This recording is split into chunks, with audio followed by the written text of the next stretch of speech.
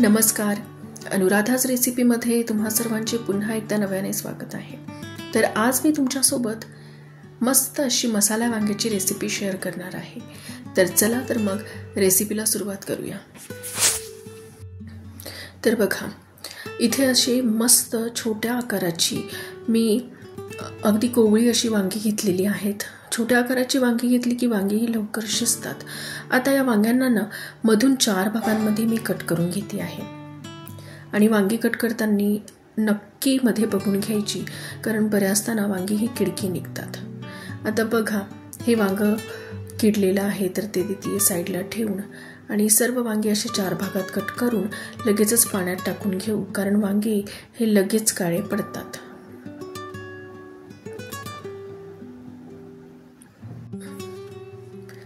तर आता भाजीसाठी वाटण बनवून घेऊ। तर तव्यावरती थोडं तेल घालून एक कांदा मी असा लांबसर कापून ठेवलेला आहे। तर हा कांदा चांगला परतून घ्यायचा आहे।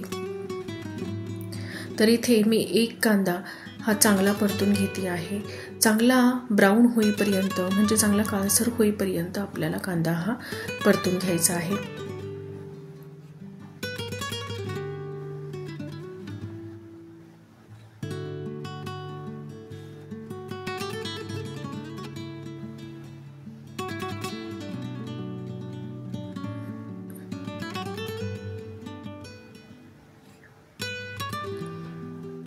अशा पद्धतीने मसाला वांग्याची भाजी ही एकदा नक्की बनवून बघा, खूप छान लागते।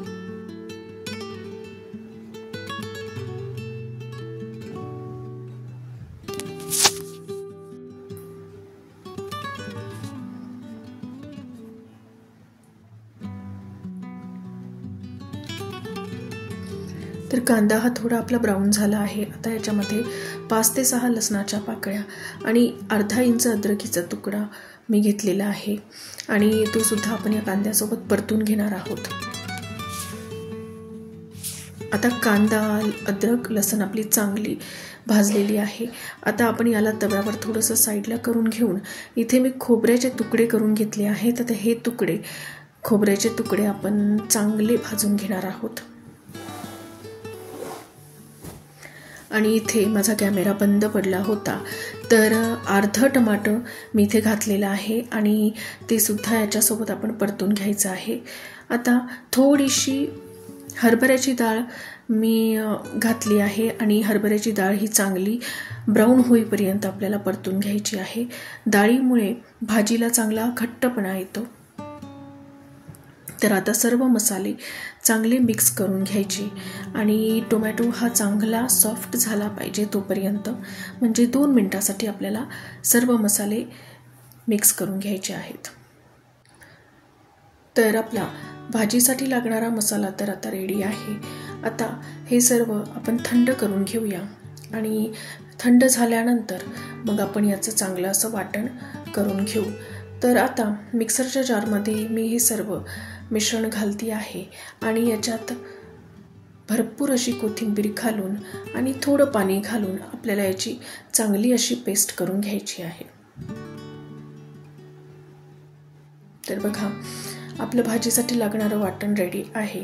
आता कढईमध्ये तेल घालून घेते। आता तेल हे इथे मी जास्त प्रमाणात घातलं आहे। जर तुम्हाला जास्ती तेल आवडत नसेल तर तुम्ही कमी तेलातही भाजी बनवू शकता।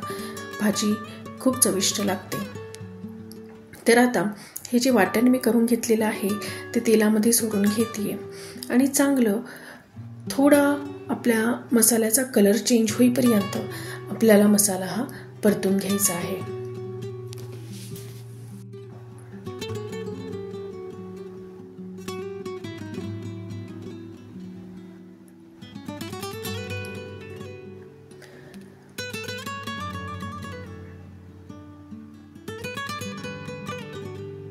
तर बघा, आपल्या मसाल्याचा रंग हा थोडासा बदलला आहे।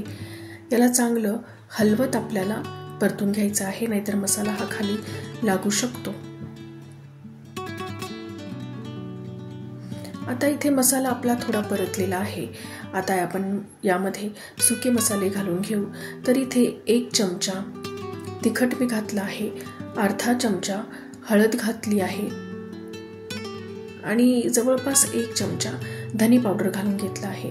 आता आपण मसाल्यासोबत अख्खे धणीसुद्धा भाजून घेऊ शकतो, पण माझ्याकडे अख्खे धणी नव्हते, त्यामुळे मी इथे धनेपूड वापरते आहे। आणि इथे गरम मसाला मी घातलेला आहे, पण इथे पूर्ण गरम मसाला मी नाही घालते, म्हणजे हा 2 चमचे, जवळपास 2 चमचे गरम मसाला आहे। पण यातला मी थोडा काढून ठेवला आहे, तो आपण नंतर यूज करूया। गरम मसाल्या व्यतिरिक्त जर तुमच्याकडे गोडा मसाला असेल किंवा काळा मसाला तुम्ही जर घरात करून ठेवलेला असेल, म्हणजे बरेच जण करतात, तर तोही मसाला तुम्ही भाजीसाठी यूज करू शकता, त्याने सुद्धा भाजी ही खूप छान होते। तर आता थोडं पाणी घालून याला छान असं तेल सुटेपर्यंत आपल्याला मसाला परतून घ्यायचा आहे। चवीनुसार मीठ घालून घेऊया।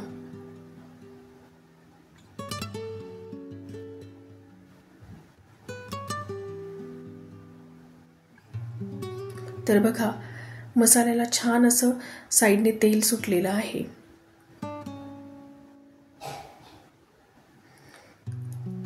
आता आणखी 2 ते 3 मिनिटांसाठी हा मसाला आपण परतून घेणार आहोत।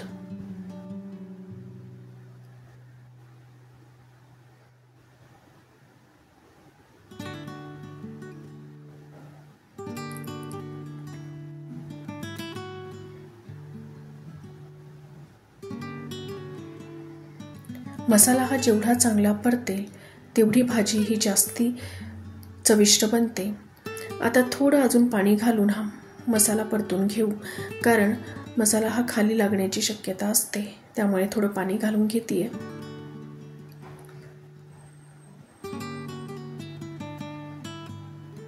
बघा, छान असं तेल मसाल्याला आपलं सुटलं आहे। आता याच्यामध्ये वांगे घालून घेऊया आणि वांगे हे मसाल्यासोबत 2 ते 3 मिनिटांसाठी चांगले आपण परतून घेणार आहोत,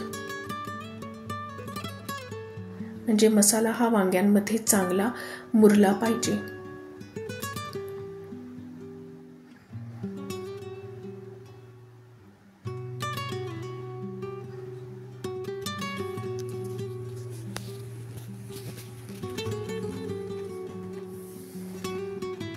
आता साईडला मी पाणी गरम करण्यासाठी ठेवलं होतं।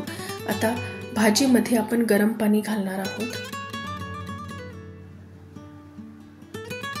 तर पाण्याची कन्सिस्टन्सी तुम्हाला भाजी जेवढी घट्ट हवी आहे त्यानुसार तुम्ही ॲडजस्ट करू शकता।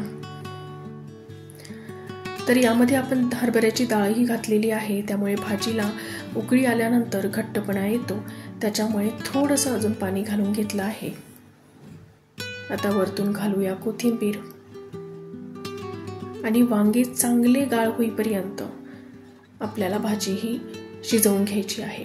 आता हा जो गरम मसाला मी ठेवलेला होता तो वरतून घालून घेतेय।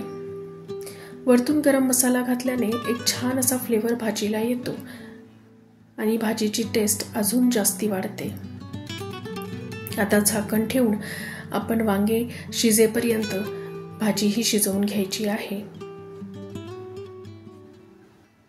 तर आता थोड्या वेळाने भाजीला हलवून घ्यायचं आणि आता इथे वांग शिजलं की नाही ते एकदा चेक करून घेऊ। तर बघा, देठाला थोडीशी वांग्याची कसर शिजण्याची बाकी आहे, तर अजून थोडा वेळ झाकण ठेवून आपण भाजी शिजवून घेऊया।